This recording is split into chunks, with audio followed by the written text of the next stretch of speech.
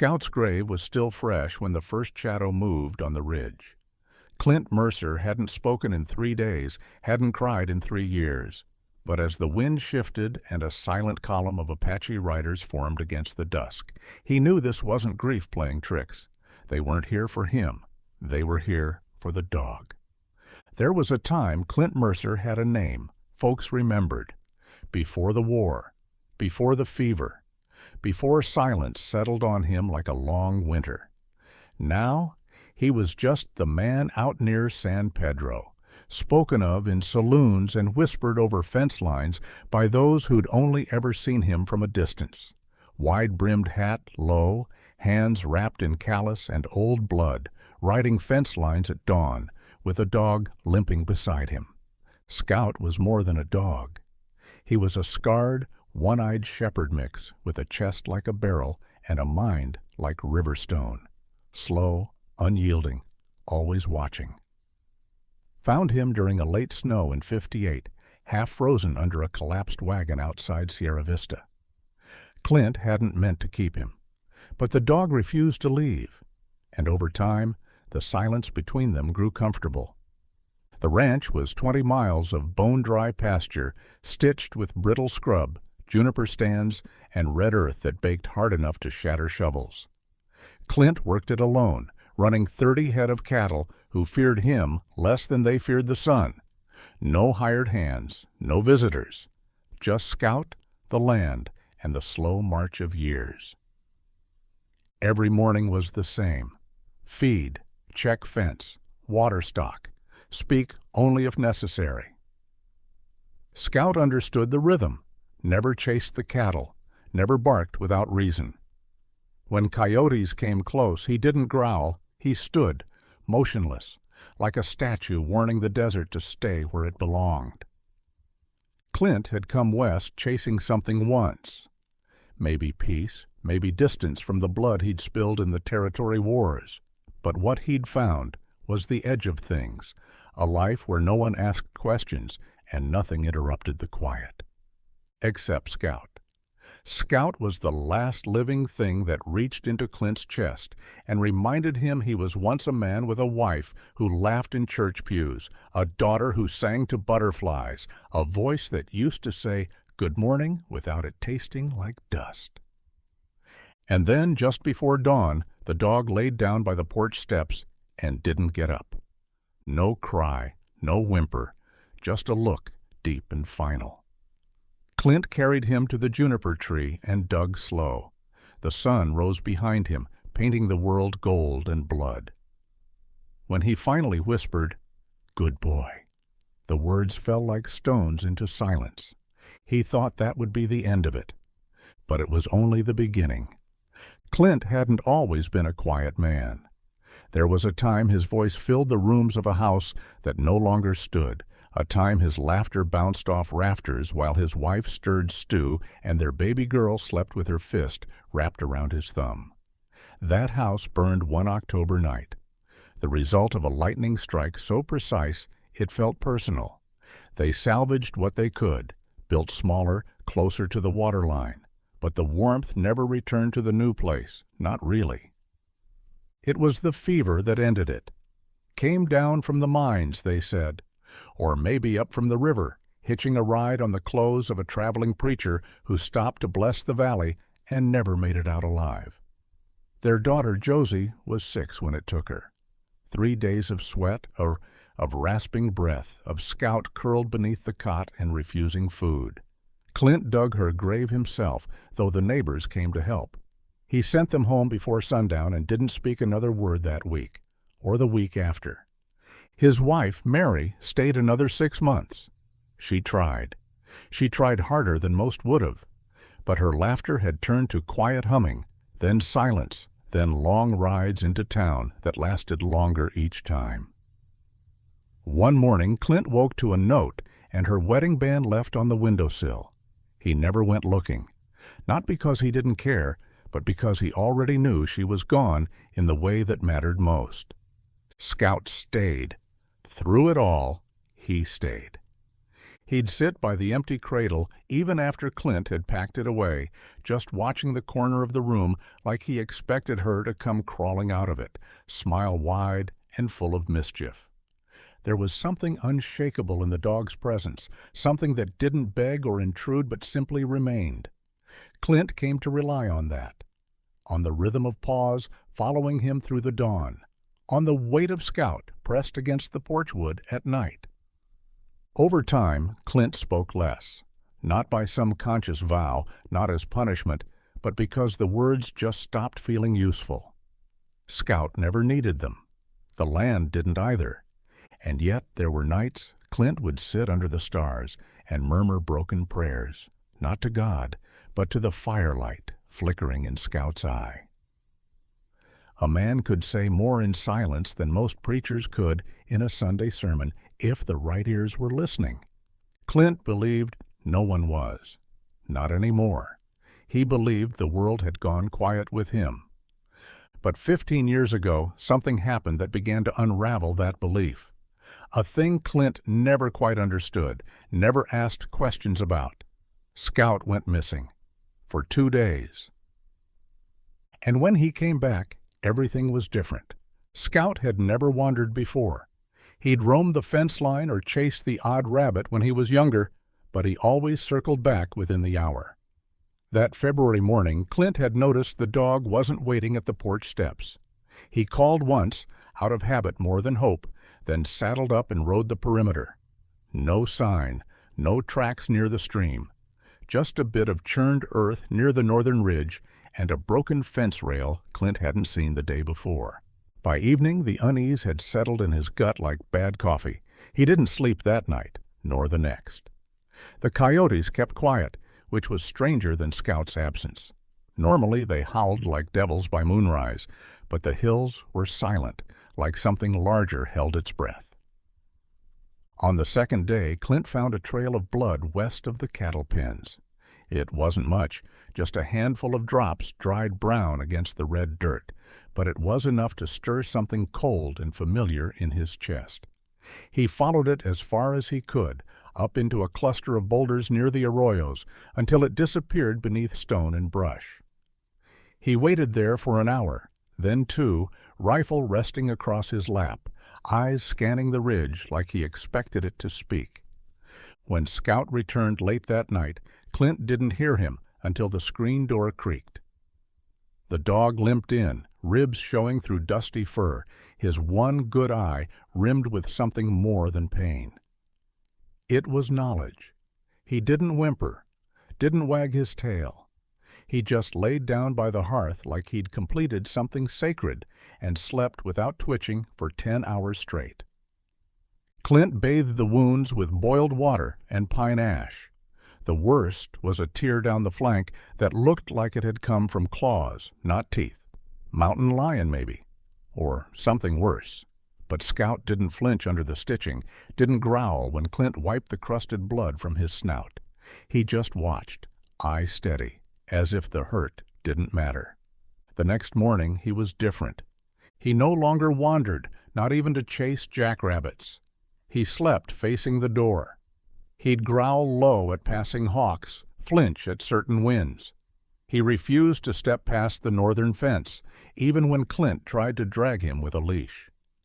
At night, he paced the porch with methodical precision, stopping at the same corners every hour, like a sentry. Clint told himself it was just instinct. A dog had survived something wild, and now guarded the perimeter harder than before. But there was a stillness in Scout's movements, a kind of ritual that felt older than training, as if whatever had happened in those 2 days had changed his purpose. Clint never asked. He didn't know who to ask, so he let it be, assuming the past had buried itself. But Scout had become something more than companion. He was guardian now, and the land began to act like it knew. The morning Scout died, the sky was clear enough to taste. Clint rose before light touched the hills, stirred by a silence that felt sharper than usual. He found Scout curled beside the porch, not in pain, not in distress, just still. One paw stretched toward the stairs, the other tucked beneath his chest, like he'd fallen asleep mid-watch. Clint knelt beside him and placed a hand on his side. No breath, no heartbeat, just the faint warmth of something that had only recently left. He didn't cry. Not yet. He just sat there for a long while, hat clutched in both hands, eyes fixed on the horizon. Then he stood, walked to the shed, and fetched the shovel. The ground beneath the juniper was hard as bone. The roots ran deep, gnarled and stubborn from years without proper rain. But Clint dug anyway. Not with fury, not even with sorrow, just with the steady motion of a man who's buried too much to stop now. The wind stayed still as he worked, the air thick with dust and dry pine. His breath rasped shallowly. At one point his hand slipped, and the metal bit of the shovel struck stone, sending a dull crack into the earth like a warning. He ignored it and kept going. Scout lay wrapped in an old saddle blanket that smelled of sweat and cedar. Clint carried him like a child, arms trembling not from weight, but from memory. He placed him gently into the hollowed earth, smoothing the blanket over the dog's frame, then stood there without moving for a full minute. No cross, no stone, no prayers. Just the wind beginning to stir and a single whisper that fell into the dust like ash. Good boy. He filled the grave slowly. The soil struck the blanket with a soft, final rhythm. When it was done, he sat beside the mound until the sun cracked over the hills and poured gold through the needles above. The juniper cast long shadows, one of them stretching across Scout's resting place like a crooked arm. Behind him, the porch looked emptier than ever. The house, too. Everything had edges now, sharp and unyielding, like the world had turned brittle overnight. Clint washed his hands in the trough, dried them on his shirt, and poured himself a cup of black coffee that tasted like iron. He didn't speak. He didn't eat. He just sat, staring out at the hills, waiting for something he couldn't name. Around noon the hawk returned, gliding low over the ridge before veering sharply west. The cattle didn't stir. The coyotes stayed hidden. And by dusk, the horizon changed. It began with a shift in the wind. Around twilight, just as the last of the sunlight slipped behind the western ridge, Clint felt it change, cooler, slower, like the air was holding its breath. He stepped onto the porch with his coffee untouched, his boots dragging faint lines across the floorboards where Scout once paced every night. Something was off. Not wrong exactly, but unfamiliar in a way the body notices before the mind catches up. Then he saw them. First, just a shimmer, like heat rising where there was no heat, wavering above the grassland near the far gate. Then shapes began to solidify. Riders. Dozens at first, then hundreds, all mounted, all still. A quiet tide of presence that stretched from the hills down into the shallow folds of Clint's property. They weren't moving, they weren't speaking. They simply existed there, forming a line across the earth with a precision that didn't feel military, but ceremonial. Clint didn't move, not out of fear, but out of something heavier. Recognition. He knew the beadwork, knew the patterns painted across the horse hides, knew the shape of their spears and the feathers tied into braids. Apache, not raiding, not scouting, just standing. 300 at least, silent as the grave Scout now occupied beneath the juniper. He stepped down from the porch, slowly, hands at his sides, no rifle. His shadow stretched behind him, long and thin like a tether to a past he thought buried. The riders didn't flinch, but their eyes followed him, not with hostility, not even with suspicion. Their gazes held something else, something rarer. Clint wasn't sure at first, but the longer he looked, the clearer it became. They knew him, not by name, maybe, not by history, but by action, or perhaps by association. And then he understood. It wasn't him they'd come for. It was Scout. The realization hit like cold water down the spine. He glanced toward the juniper, then back at the line of warriors. The breeze caught the tall grass just enough to make it whisper. Horses shifted, but no one spoke. Then one rider dismounted. An older man, hair bound in leather, face carved with years and wind, eyes dark and unreadable. He walked slowly, without hesitation, across the open dirt toward the porch. Not challenging, not cautious, just deliberate. Clint didn't call out. He didn't need to. When the man reached the grave, he knelt and pressed his palm into the disturbed earth. Not to test it, but to honor it. Then he stood and looked Clint in the eye. For a long moment, nothing passed between them but air and distance. Clint stood just off the porch, hands loose at his sides, every muscle caught between disbelief and something like reverence. The elder's gaze held steady. Not cold, not warm. Simply present, like a mountain watching weather pass overhead. Clint cleared his throat. His voice came out rough, unused, and brittle. "His name was Scout," he said. "You knew him?" The man nodded once, slow and sure. "He saved a child," he replied. 15 winters ago. Your dog drove off a puma that would have killed my granddaughter." Clint blinked, caught between the weight of memory and the chill of recognition. He felt the wind press against his back, almost urging him forward. "I never knew." "You never asked," the man answered. "Not accusatory, just fact." Clint remembered now. Scout had gone missing back then, come back bleeding and limping. He'd thought it was coyotes or barbed wire, or one of 100 dangers a ranch dog might meet out there. He'd cleaned the wounds, wrapped them tight, and let the silence fill the rest. Never once had it occurred to him that something bigger had happened, that a life had been saved, that his dog had crossed invisible lines and returned changed. The elder reached into a pouch and pulled out a small object wrapped in cloth. He knelt once more, gently placing it atop the fresh soil. The cloth fell away to reveal a carved bone totem, worn smooth at the edges, shaped like a coyote mid-step. "We buried our own the same way, just yesterday," the man said quietly. "When we heard your dog had passed, the people wanted to come, to honor him." Clint's throat tightened. His hands curled and uncurled at his sides. He looked out over the field, at the rows of silent riders, each one unmoving, each one bearing witness, not to threat or battle, but to tribute. 300 warriors, Clint said slowly, as if trying to wrap his head around it. For a dog? The man gave a slight smile, almost imperceptible.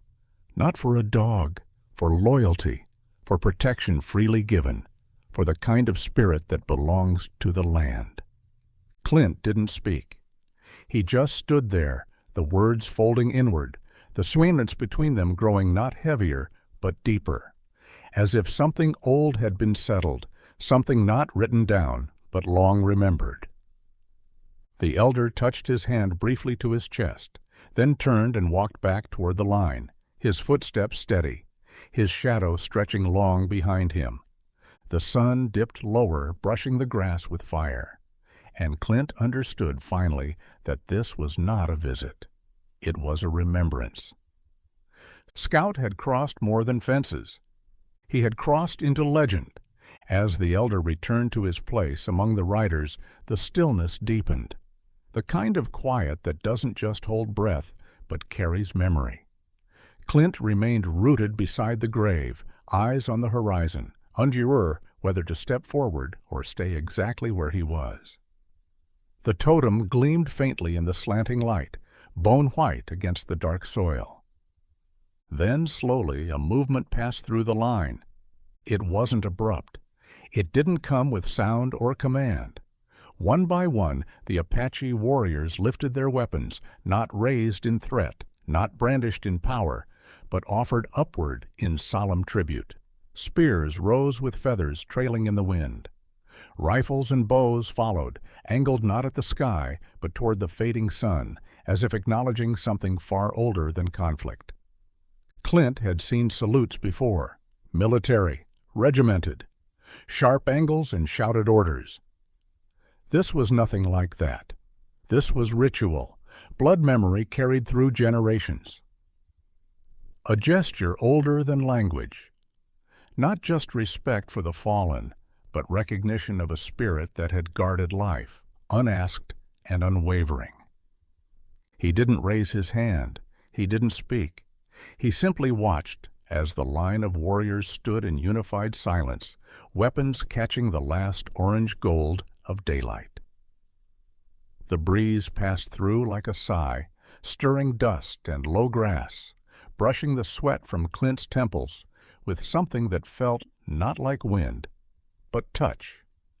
Then, just as quietly as it had begun, the weapons lowered. No shout, no drumbeat, no chant or cry to mark the end.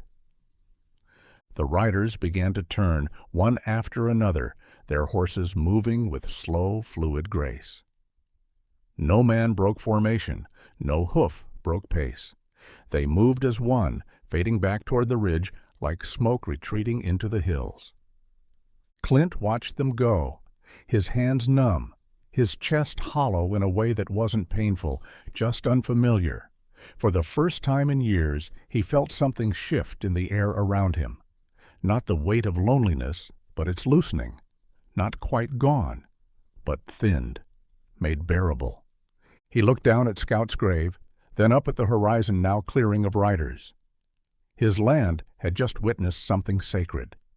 And whether or not Clint understood the full meaning, he felt the truth of it in his bones. Scout wasn't just his dog. He had been guardian of something larger. And tonight, the land had remembered. Night settled slow, not with a drop, but with a hush, as if even the coyotes held their breath out of respect. Clint stayed by the grave long after the riders disappeared, lantern in hand, the carved totem glowing faintly under its flicker. He picked it up carefully, feeling the worn edges beneath his calloused thumb. It wasn't just a carving. The coyote etched into bone looked mid-step, one paw lifted, nose pointed west as if tracking something only it could sense. Clint had seen Apache totems before, traded or left behind after skirmishes in the early days of his settlement. This one was different, older, the lines more deliberate. It spoke of a story not told in words but passed through fingers and firelight. He brought it inside and laid it on the table. The dog's bowl still sat in the corner, untouched since morning. His boots scuffed against the worn floorboards, and he paused, hand resting against the edge of the doorframe like he'd forgotten what motion felt like. He sat in the chair by the hearth, totem in one hand, eyes drifting not to the fire, but to the shadows Scout used to patrol. The porch, the windows, the threshold. Always guarding, always watching. And now, those small habits took on a new shape in Clint's memory. Not just routine, not just instinct. He remembered the time Scout refused to leave the porch when the wind blew from the south, remembered how he'd bark at empty corners or stand between Clint and certain trails without explanation. There had been patterns, but Clint had chalked them up to age or stubbornness. Now they felt like something else entirely. Scout hadn't just guarded the house. He had guarded the land, not out of possession, but out of duty. Clint rose and stepped outside again, the cold biting sharper now, the kind that cut through flannel and memory both. The stars hung low, a scatter of pale fires across the dark. He walked to the grave and placed the totem back where it belonged, not centered, but angled west, facing the same direction the coyote walked. He looked out across the property, tracing the ridge line with his eyes. For the first time, he didn't see just boundaries or fence posts. He saw something older beneath it, a path, invisible until now, worn not by boots or hooves, but by presence, sacred, maybe, or just witnessed. Scout had seen it all, and guarded it well. Clint took a long breath. The silence no longer felt like emptiness. It felt like waiting.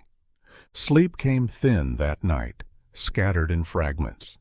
Clint sat upright in his chair until the coals in the hearth turned to ash, then drifted into something that wasn't quite rest, but wasn't waking either.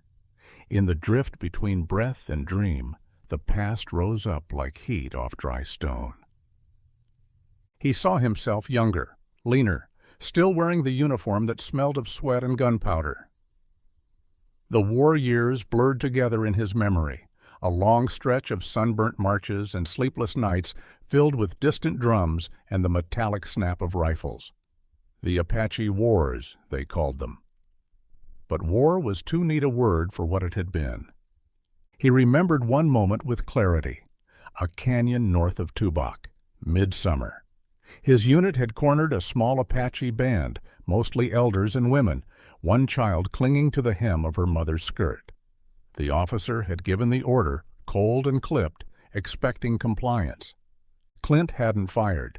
He'd lowered his rifle, stepping slightly to the side as the woman bolted for the rocks, child in her arms. No one followed. No one mentioned it afterward. Just one of those moments swallowed by desert silence. Scout had been there. Just a pup then, barely weaned, stashed in a knapsack after Clint found him starving behind a supply station.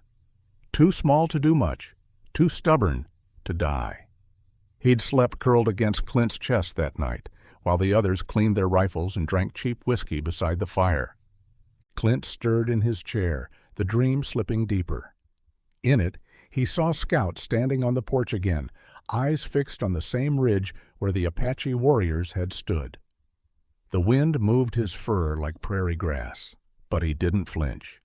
He looked back only once, as if waiting for Clint to follow. When he woke, the sky outside was paling, and the first breath of morning carried the scent of creosote, and something older, something clean, untouched by ash or time. The memory lingered, not sharp, but steady. That child, that mother.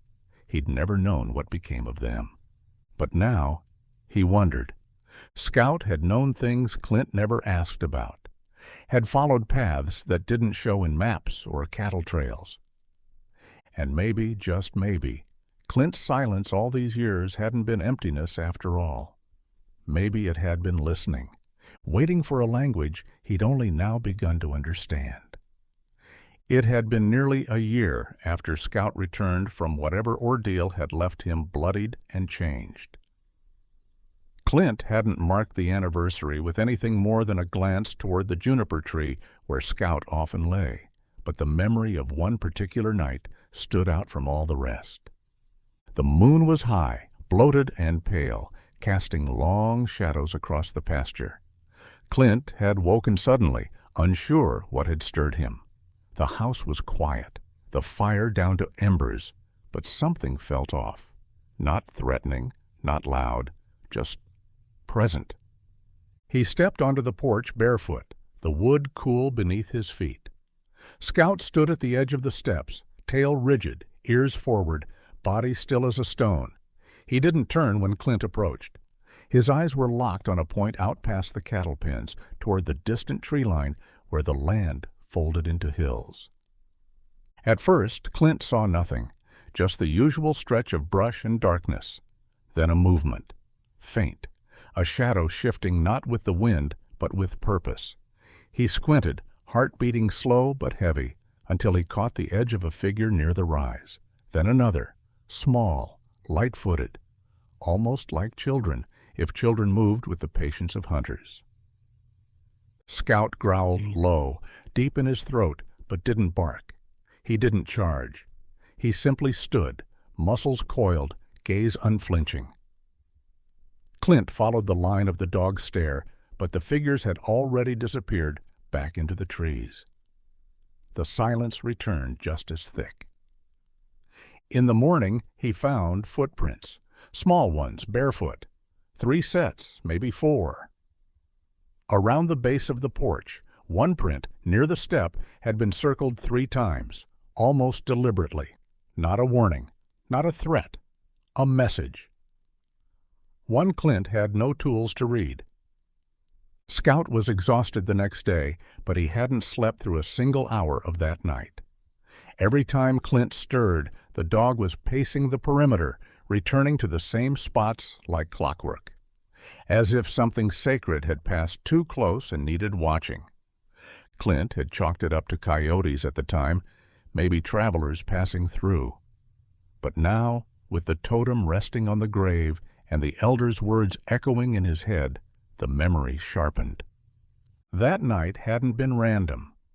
Scout had been standing between two worlds, and whatever came through those trees had known it, just as the land did, just as Clint was only now beginning to understand.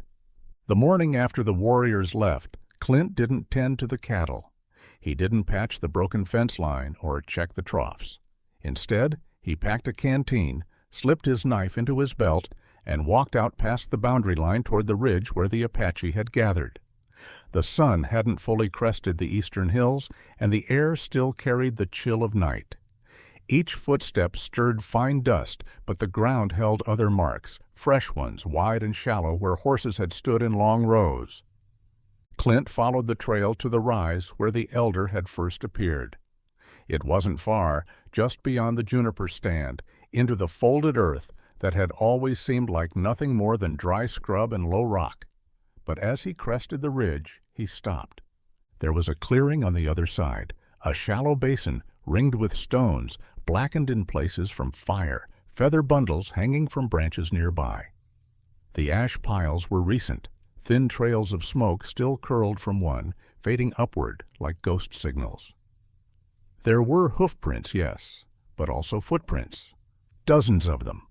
Bare, deliberate, overlapping one another in a circular pattern like a dance or prayer had taken place. It wasn't a campsite. It was a place of ceremony.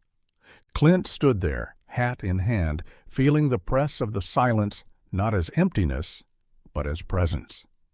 He'd lived near this ridge for over 20 years and had never once crossed into this basin. Scout had always turned him away if he tried, nudging his legs with quiet urgency, blocking the path until Clint gave up and turned back. Now he understood why. This wasn't his land, not entirely. It never had been. Scout hadn't been guarding Clint's property. He'd been protecting something sacred, something that spanned generations, something tied to the people who had gathered in silence the night before. Clint knelt and touched the ground. It was warm despite the morning chill, as if the prayers hadn't yet faded, as if the breath of those who had come still lingered in the soil. He didn't try to speak. Words would have only thinned the moment. Instead, he reached into his coat and drew out a small pine shaving he'd carved that morning. A crude dog shape, whittled with quiet hands before the first light. He placed it beside the ashes, not as an offering, but as thanks. Then he rose, dusted his knees, and turned back toward home. The trail behind him seemed clearer than it ever had, as if Scout had walked it ahead of him, brushing the dust aside, guiding each step. This place had been watched long before Clint had arrived, and Scout had kept it that way, not out of command, but out of loyalty. To them, to the land, to whatever passed between worlds and needed someone faithful to stand the line. Clint returned to the ranch just before noon, the sun already bleaching the edges of the land. His boots kicked small clouds of dust with each step, but his movements were slower now. Not from fatigue, but from something more reflective. The kind of quiet that settles over a man when he's finally seen what his dog saw for years. At the cattle gate, he stopped. The wood was old, worn smooth where his hands had passed over it time after time. Normally, he'd latch it behind him, check the hinges, maybe wedge a stone at its base so it wouldn't drift in the wind. That had been the habit for decades. But not today. He left it open, not wide, just enough. Enough for someone passing through to see it wasn't closed against them. Enough for the wind to nudge it forward without protest. Clint walked up to the porch and lit the lantern that hung from the iron hook beside the door. Not because he needed light, not to ward off coyotes or wayward drunks, but for something simpler, something Scout might have done if he could reach the wick. He left the lantern burning. The flicker danced against the siding as the afternoon deepened. Clint stood in the doorway, watching the swing of the flame, feeling the warmth on his face. The land before him was the same as always. Dry, harsh, honest. But the way he saw it had changed. This place had never been his alone. It had been shared, not through deeds or fences, but through presence, through watching, through protection that asked for nothing in return. Scout had known that. He had lived it. And now, with the totem resting by the grave and the memory of 300 silent riders still settling like dust in the corners of Clint's mind, the man who hadn't spoken much in 20 years finally felt like there was something left to say. Not to a neighbor, not to God, but to the land, to the spirit that had passed through it. He whispered, almost too softly to hear, "I see it now." Then he stepped inside, left the door ajar, and let the lantern burn against the coming night, not as a signal of warning, but of welcome. Whatever crossed those hills next would not find the gate shut. Not any more. The next evening, just as the sun dipped behind the ridge and the air turned the color of old brass, Clint returned to the grave. He brought no tools, no marker, no sermon, only himself and a second carving, this one smaller, rougher, shaped from pine, its edges less sure, not meant for beauty, meant for truth. He sat on the dirt, legs folded beneath him, back resting lightly against the trunk of the juniper tree. For a while he said nothing, just listened to the wind as it moved through the branches above, the soft rattle of needles like a lullaby half remembered from long ago. Then finally he spoke. "You always knew more than me," he murmured, voice low and steady. "Saw more, heard more, guarded more than just this house." He looked down at the grave, at the place where the totem still rested beside the first carving. The coyote and the pine dog, side by side, symbols of loyalty, of watchfulness, of spirits that never left the edge of the land they loved. "I didn't see it, not then," he continued, and his words carried no bitterness, only weight.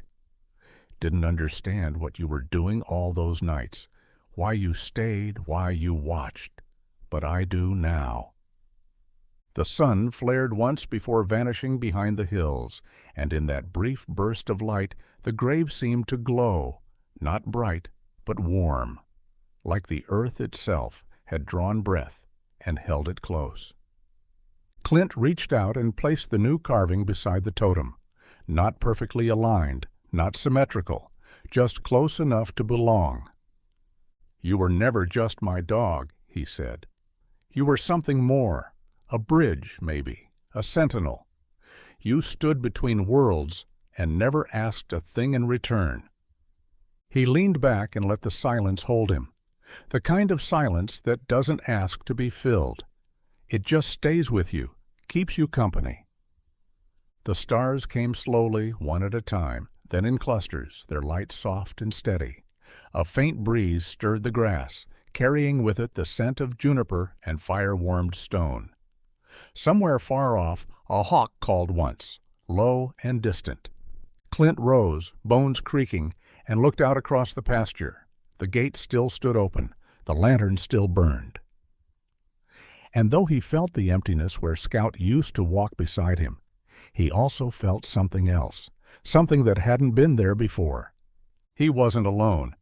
Not really. As he turned back toward the house, he touched the brim of his hat and whispered one last time, "Good boy." Then he walked slow and steady through the dark, a man no longer just surviving the land, but belonging to it, just like the dog who never left its side.